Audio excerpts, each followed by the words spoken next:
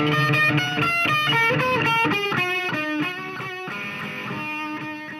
and welcome to another edition of Friday Footy Fix. I'm Chris Mitchell, and with me is Jake Burke. And Burkey, Favola is in the news again. What a surprise, Chris. Not at all. Obviously, the tribunal this week, the big fella found not guilty of insulting goal umpire Ashley Cavini. And I guess what was your take on that, Chris? Obviously, the precedent would have been set one way or another. Apparently, it's all right to call an umpire an idiot. What do you reckon? A few people weren't happy that it made the tribunal, but then on the other hand, people aren't happy that he's calling the umpires an idiot. So, what do you think should really happen? Well, I think there was two sealers. Is it a dangerous precedent? I don't think it is. There was two sealers in that case. John Lewis representing Favola. VCFL supports ads using the word idiot. Like you know, obviously the famous TAC Cup ads, and obviously I suppose that the second clinching point that he made there was that they would set a hell of a precedent, because obviously I think, you know, we don't want to see umpire abuse, but they get called all sorts of names. I suppose idiot's probably not the worst. And in no way do we condone that. No, well that's the thing, and I suppose that's what they determined, that it wasn't said with venom, I guess.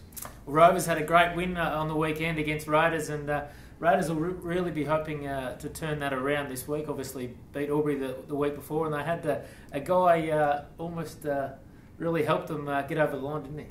Be looking to notch up their first win at home this week, Chris. I haven't won a game there, and I'm telling you, there's someone that's just as excited at that prospect, and that is the guitar man himself. Take nothing away from him. He's the reason why they won. Well, great top rubbers for footy, and we've got him in the studio, Chris. That's a Footy Fix exclusive. We've got the guitar man himself. Welcome to Footy Fix, Big Pete. Pete, welcome to the show.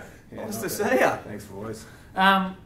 Well, explain your get-up, mate. What's going on? Well, you know, football's just fun, and we're trying to make it fun, and we try to have a lot of fun at the Raiders, and, well, I figure, well, here I am, trying to create some fun, and it's fantastic. The Ovens and Murray's very exciting this year, both in the netball and in the football, and I urge everyone to get down there, because it's just fun.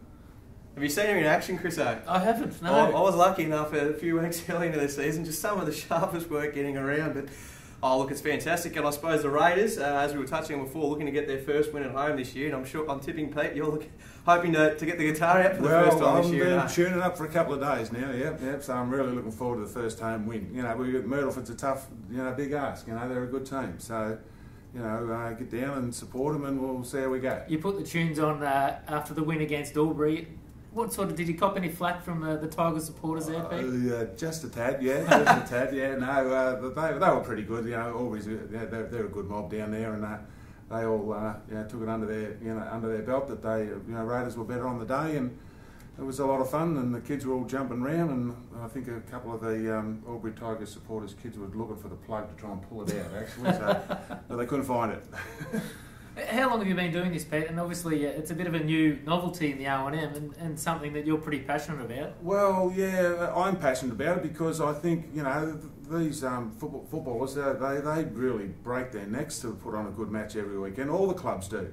And right at that point when when the club has a win, the AFL do it and everybody else does it, and they've played the club theme song, and I thought, well, let's just do it live. And I'm probably the man to do it because I'm silly enough. Well, just on that, I hear there's a story behind the beard. Obviously, it's part and parcel of the get-up. Well, the beard I'm not normally a bearded person, but a few years ago at the Beechworth Ned Kelly Festival, a little girl stood in front of me while I was busking down there, and she said, "Hey, mister, can I ask you a question?" I said, "Yeah, sure, sweetie." And she said, "How come you haven't got a beard?"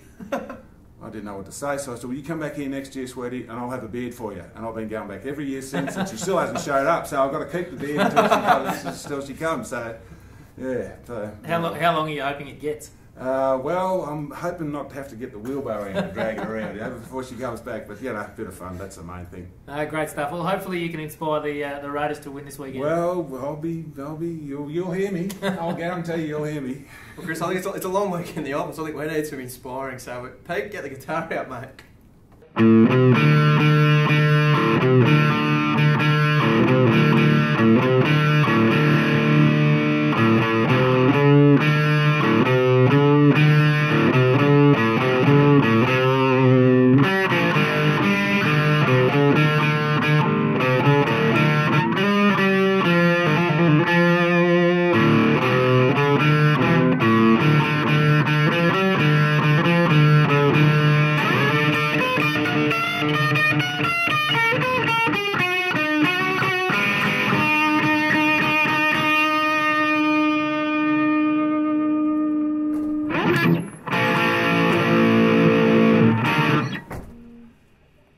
Beautiful.